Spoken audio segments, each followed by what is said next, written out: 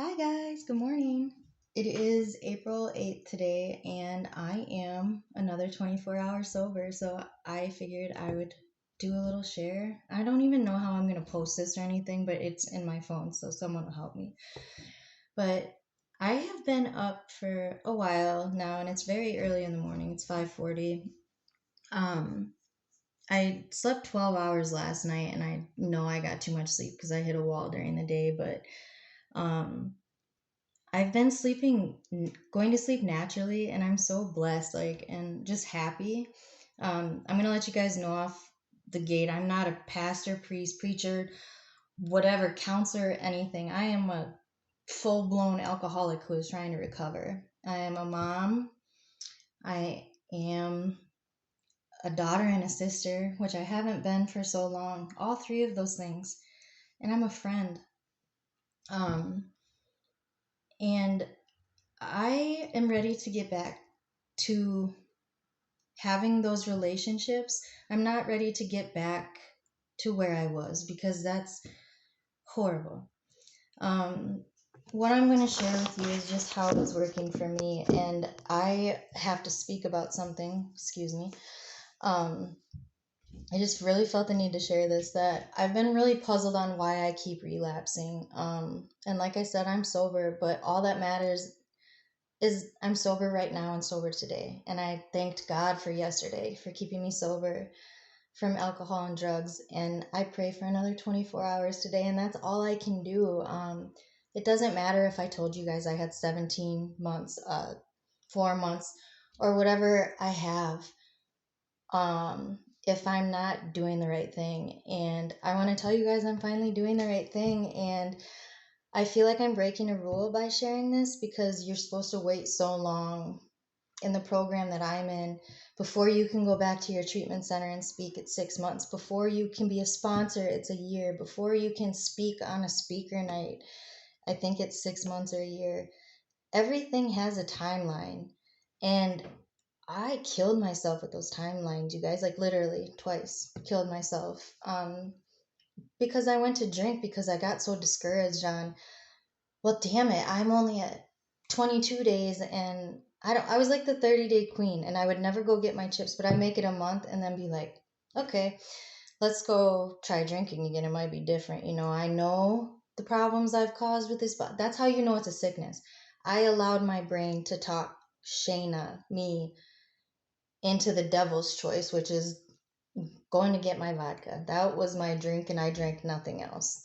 Unless I was desperate and had $2 for a juice thing or something. But I chugged it just like I did my vodka. But what I'm going to say might offend some people in the program I'm in, or those professionals, or anybody out there. I am done um, basing my sobriety on a timeline.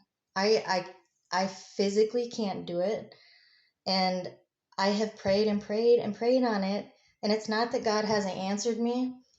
He told me to do something else. And it's like what I'm taught in my program and group I'm in and the club I go to.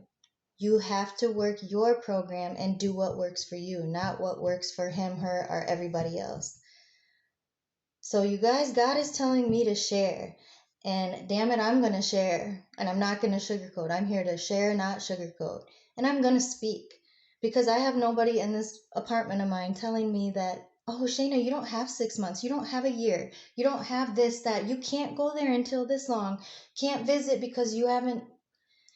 It's crazy that I was living that way, you guys. And this is for me because I sat here year after year. I've been trying to quit drinking for 5 years now, I would say. I'm not perfect on times, but I literally killed myself with those timelines, and I I have a story to share, and I can't keep bottling it in, and I get sidetracked, so please bear with me. There might be like 4 stories at once. But what I was going to say is I can't do those timelines anymore because I'd sit in meetings, I'd sit in groups, I'd sit at home, I'd be in the middle of reading, and I nothing was answering this question to me. Why can I not stop relapsing? And those of you that don't know about addiction or alcoholism, you often might look at someone walking down the street twitching, or someone passed out, or see something on the news, or hear about this young person dying that you went to school with, and be so quick to judge. Like, oh, they should have known better. They got so many warnings. They should have known they were going to die. Well, she's already been in the hospital twice. Like, why didn't she quit? Because guess what? Addiction and alcoholism are a disease. I don't even like calling myself an alcoholic, but I am, but I'm addicted. I'm addicted to vodka. I'm addicted now that I'm not drinking. I see how addicted my personality is. I want more ice water when I'm drinking ice water. I want more salt on my food when I don't feel like it has enough. I want more. If I'm tan in the summer, I always want to be more tan. If I'm eating something I like, I want more. If, let's break it down to the vodka, it was always more. And what I want to share with you guys about that is my biggest mistake. And I guarantee you, the woman I talked about with 17 years of sobriety, her going back out, our worst mistake is not, I don't even want to say it's that first drink. It's not battling that thought that, hey, I might make it without that drink, or hey, if I just pick up the phone, which I suck at, good gosh, I can't even talk about that because I am working on that too. But it's, we've relapsed before we even taken that first drink. For some it's that first hit, for some it's that shot. I don't, we're all different, but we're all the same because we have this problem. And I'm glad, I know I don't have to break it down because the people that need to hear this understand. um but for um it's just crazy because I heard it in a meeting, and a gal who I'm close with shared, she said, I've already relapsed before I take that first drink. And I always thought like taking that first drink is the worst part, or our first mistake, because that's never it. Go talk to any alcoholic and even ask them if they stopped after that. Were they forced to stop? Did they get caught? Did they choose to stop? If they chose to stop, I'm I can't guarantee anything, but they definitely wanted more, or they found a way to get more and didn't think you found out about it or something. We are all alike in that aspect, and it's admitting it that I'm addicted to stupid things, you guys. Like I can't even, I can look around now that I'm recording. I'm not going to think of anything, but I just want more. I want more, more, more. Like if I'm bowling and my game ends, I want more. If I can be addicted to, like I said, water, and too much of anything can be bad. And gosh, this addiction to alcohol, and I smoked a lot of marijuana, but that wasn't hard for me to give up once I quit drinking. Because alcohol is so underclassified as a gateway drug. Like it needs to be put out there. I did so many things like sexually and tried another drug or two and said things and did things. It was a gateway for a whole world of hell for me. And weed was what I used. I don't know, people call it pot, but I prefer weed or marijuana. It has saved my life a number of times because those of you that know about addiction and alcoholism, I put alcohol with addiction and a drug because it's just we can't put it in a pipe and smoke it. We could, but it might not turn out good, whatever. It's not good anyway, but it's a drug, you know. Sugar is an addiction. It's a drug to some of us. It's just how we use everything. And where was I gonna go with this? That's one thing that really sucks. I'm sidetracked now, but I already was like, it's not funny to call myself an airhead or whatever, but let's say forgetful. Had a very hard time retaining anything, and let's go add 11 plus years, 11 years and some months of alcoholism in there, and then weed smoking. Oh, I was talking about that. I'll get back to that. Oh, this thing, like my train of thought. Um, I don't know. It's all over the place. So, For those of you that do know about addiction, and then you'll understand those that don't, the withdrawals are what kill so many of us and are the worst part. They're so deadly. The shaking, the amount of seizures I've probably had and never went to the doctor, the vomiting. I don't know how I have these things. Like, seriously, I think it's a miracle.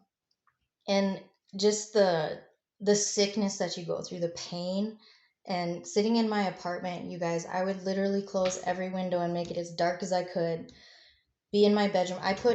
I don't like sheets and stuff over the blankets, but I didn't have curtains, so I found the biggest, darkest black and blue blankets I could so I could black out my room and nobody would know where I was. I'd be in there with both the ceiling fan and my big fan on in my face, and I'd be sweating and then cold and then getting up to chug glasses of water so I had something to puke up. And I was smart enough hungover to know, hey, you need to keep putting some liquid or something back. It was never food when I was drinking, though. It was always, I was on like a vodka diet for a day or two, however long I decided to binge. It was usually a good day. I'd go hard and then be just sick as a dog for like 2 to 3 days. And then um, marijuana, though, I this is my opinion, and it's supposed to be legal here soon. Whatever. Um, had I just stuck to that, and I'm not justifying people using it. Okay, I'm telling you my experience and my opinion. If I had just stuck to that, I think there would be so much of my life that would still be here. So many people, relationships, and everything. But I'm okay that I didn't. And I'm only okay with it and can tell you I'm grateful that I became an alcoholic and all that because it got me here.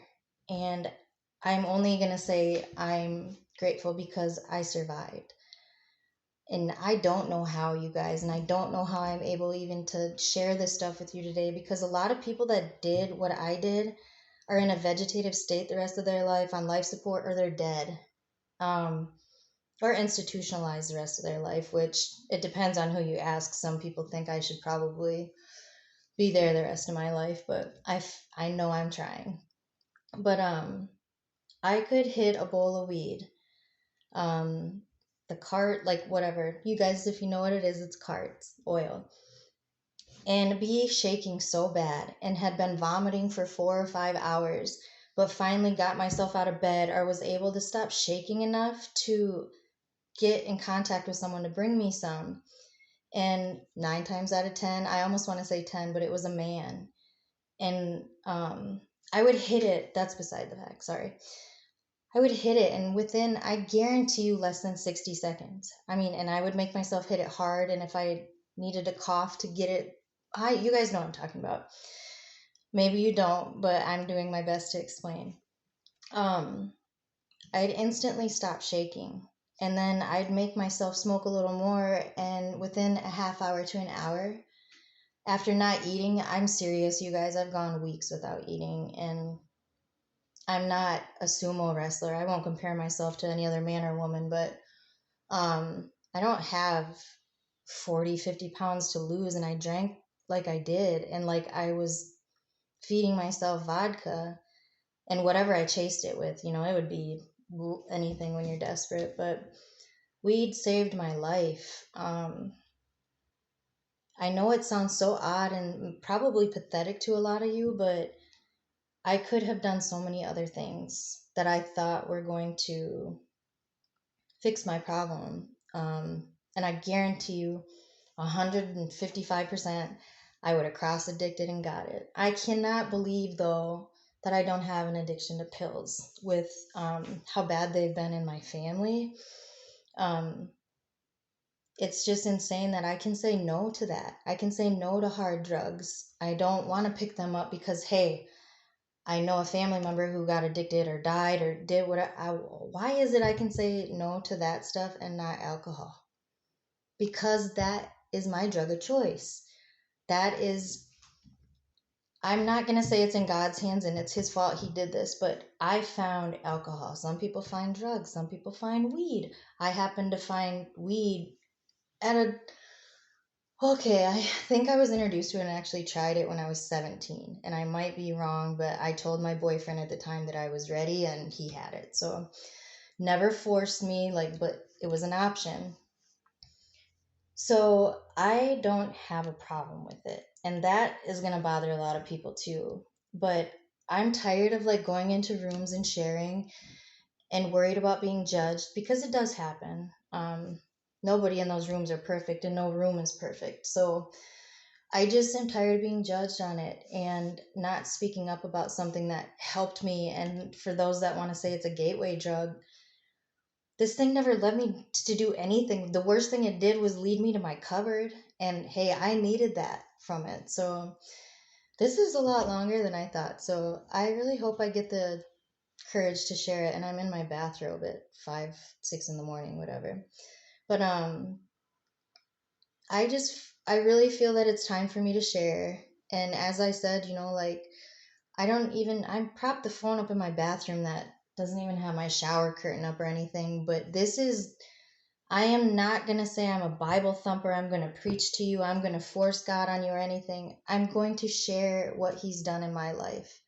And it's this morning at 5:40 because I'm up at some odd hour, just ready to be up. That's God, waking up, doing my readings, and then getting the urge or someone telling me, hey, don't get on Facebook today. Don't see if you have any messages, and which I really don't anymore because I don't talk to anybody. Because I'm not drunk, so men don't want me. And I have no friends really, except at AA, because I quit all my sports because I was extremely highly intoxicated for everything. Whether it was good or bad, I had to drink. Whether it was family or not, I had to drink. And that's what I thought up here because I was believing the devil. And once God came into my life, I felt him telling me, Shayna, this isn't going to be a perfect road. You're going to mess up. You're going to have slip ups. Now let's see how you handle it.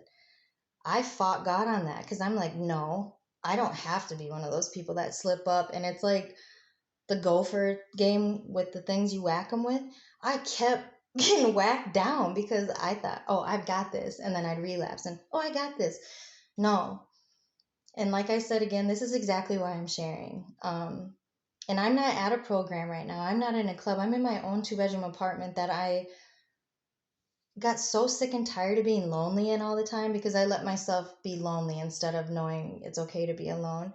I'm here sharing this at this time in the morning because it's what I felt someone told me to do. And I know who that person is. And I won't sit here and press God or beliefs, or the last thing I'm going to do is tell someone to go follow a religion. Um, because I will share this and I know this will stir some feelings up.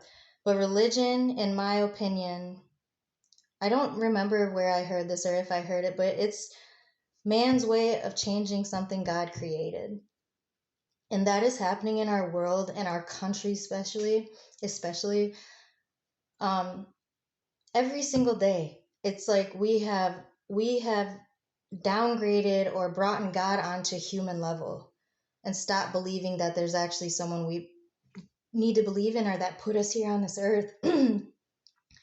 And I have experienced, I'm not kidding you, I've danced with the devil for 11 years. And it is hell. I don't want to say the F word, but it's fucking hell, you guys. I can't explain to you how miserable, sad, depressed, angry, full of shame, guilt, disgust that I felt in myself. And on top of that, my family and friends have felt for me, and they still do.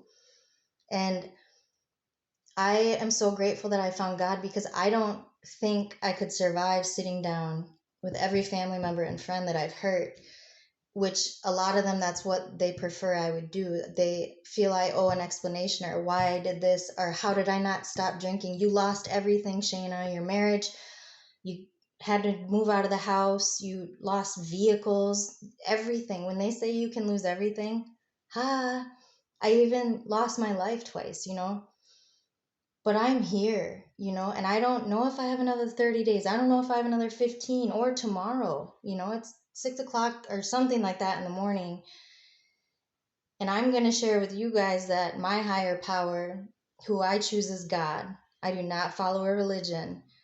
I know that God understands me and I understand him. And it took me reaching out and finding him to realize he's always been there. Why the hell do you think you're alive, Shayna? And then, you know, so much of the time we ask, I don't know if I ever asked why me. I always thought I understood why I was an alcoholic because it was in my family. And then I picked up that first drink at the age I did and never drank like a normal alcoholic. Or, oh, yeah, I did drink like a normal alcoholic. I never drank like a normal person. I chugged. So I want instant gratification. You know, that's like with anything. Everything. I just want to feel it right away. And it's just that happy go lucky feeling. And I must say, I feel a lot better. And I hope I get better at these videos. And I'm not in my bathroom with the shower curtain down and everything, but I'm trying to do things right and washing my stuff and all that and keep it clean. So, I want to tell you guys I feel really good. And I'm going to have to ask my 13-year-old son how to post this. And I'm scared as hell. I'm so scared, but I'll share so much more and it will get deeper, you know. And like I said, some days are going to be great because that's how life goes. And then there's going to be shitty days where I'm not going to want to turn this camera on, but I'm not going to give you guys a day of sobriety for myself because I honestly can't tell you what it is right now. But I'm excited to do this every day and share with you guys and just seeing people chime in. And it's, you know, there's going to be like I said, the haters and the naysayers, but I'm used to it and bring it. And whatever makes you feel better, because I know I have a God that'll get me through all these situations. He saved me from death twice. Like, come on now. He's not going to worry about a comment on social media affecting my day. And I can gladly, honestly say I won't anymore either. Because I love human beings. I love people. And believe it or not, I will probably grow to love you as a group that gets something from this. But your opinion and what you all think of me outside of me and my God and I, none of my business. And that is the hardest thing for me to realize because I lived off of everybody else's comments and feelings and thoughts about me. I only felt pretty because people told me I was, and I kept that look up because they told me I was. I feel like I was a decent athlete because that's what people wanted to see, so I worked really hard at that. It's just everything in life, you know. A lot of my life was spent worrying about, up until, I don't know, this time recently, I lived for everybody else's happiness. Something that I don't know how to explain this, I'll do my best. Something that's been difficult for me to realize is they tell us to be selfish with our sobriety and our program when all you've been told is you're a selfish drunk bitch, you're selfish this, selfish that, and all of this because we are alcoholics. Um, I can't wait to like break this down and share it with you guys as I understand it, and then maybe you guys can share how you take it. I don't know. So I was super selfish in my addiction and I didn't realize it. And the prideful thing is another thing I'm working on understanding. But I was selfish, and how I understand how I was selfish is by that little, I'm a cheap drinker, like, so that's bad. I always bought a half pint or a pint. So it was $2.67 or five. I don't know the exact cost of that one, 5 or 6 something, depending on the brand or whatever. Shoot, here we go again. I lost my train of thought. Oh, okay, there we go. I put that $2 bottle or that $5 or $6 bottle in front of literally everything. Everything.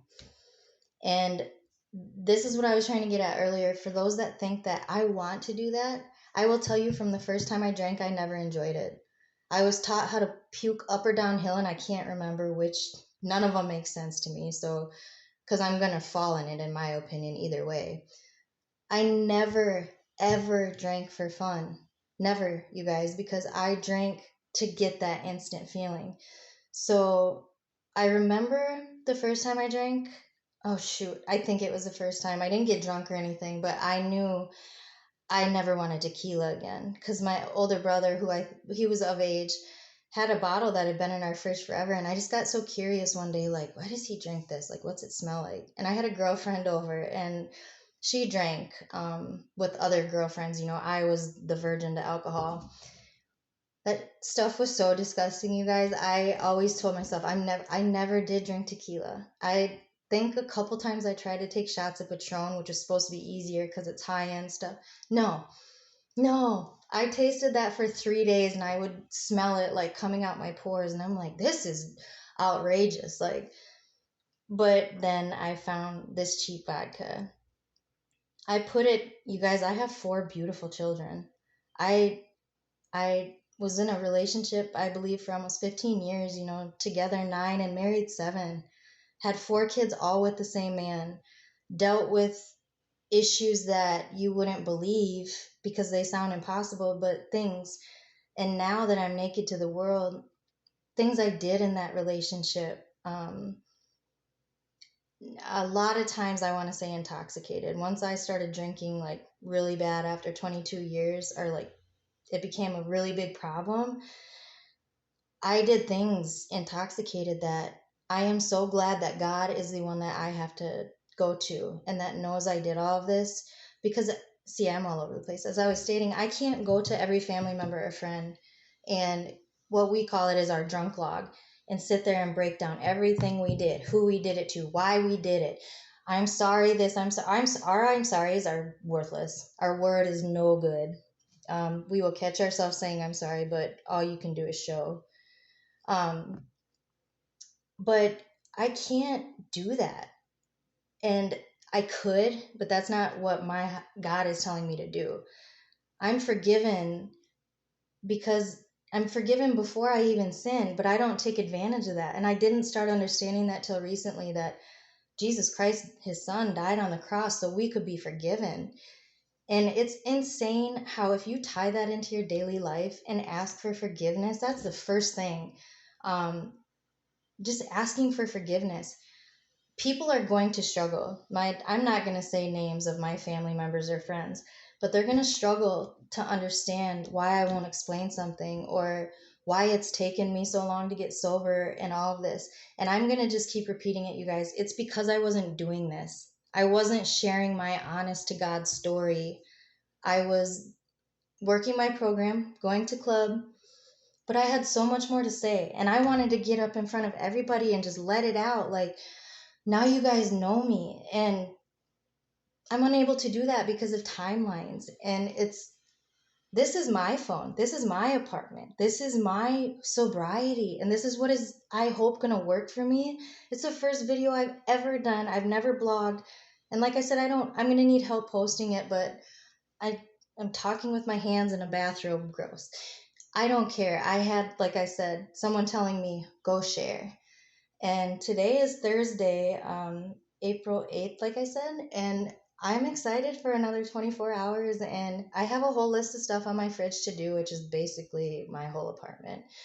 Um, but yeah, I just wanted to share with you guys that this is what I hope works for me. And it feels so good, like such a great way to start my day. And now I'm so eager to go write my grateful list. And I know this is a really long video, but so is recovery. It's the rest of our life. So I'm not going to say all my videos are going to be a half hour or no, I'm not going to always, I didn't wash my makeup off last night. So I'm not always going to have makeup on or, be so chipper, but I will always be chipper and happy to share because even on my worst days, I am going to encourage myself, and I don't want to promise because I've made so many empty promises, but I am going to encourage myself, and with your guys' strength and encouragement towards me, when I feel that urge, I am such an impulsive drinker. I will get the thought and I don't try and fight it. I go get that fix, okay? Whether it's weed or alcohol. And I go get it. I don't try and talk myself out of it. The devil has me. And I've been shown that, hey, Shayna, there's this strong girl in there and you can fight that thought. I can blog with you guys. This is so cool because I've never done it, and I don't like how I look on camera or anything, but I'm working on self-love, so I'm excited just to share all of this with you because it's so fresh to me. I'm not saying sobriety is necessarily fresh, but today is. And I I feel like I just want to help, and this is how I can serve outside of my club or meetings or anything in my program. Then I'm going to do it. The worst that could happen is I get reported or someone disagrees with me, but he's got me and he's definitely got you. And if you don't have him, I encourage you to reach out. So many times I was told you need to bust down on your, not bust down, that's a terrible way to put it, break down on your knees and just turn it all over to God. And you need to get on your knees every day and repent and do this.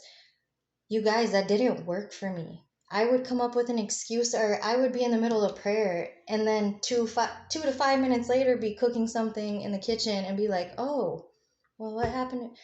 I was so distracted. But when you actually start to believe and put in the work and accept God's work through you, which I feel like I'm doing by doing this, He's going to tell me what I need to share of my story and my strength, which I don't think I have any, but something keeps telling me I do. He's going to work through me to help others. And I really pray to this God that it's my purpose to do, because I have thoroughly enjoyed this video, but I've also enjoyed it because it's like a weight off my shoulders. And I know, I want to say I know, but I don't. But I really hope and pray for someone that catches this video and watches it. Oh, it's kind of long. But I hope and pray that I have given you strength through my higher power to speak up. It doesn't have to be making a video. It can be going in the bathroom and talking to yourself for 5 minutes. It can be picking up the phone and calling somebody. It can be calling somebody that you harmed and apologizing or asking for forgiveness. It can be so many things besides us going to drink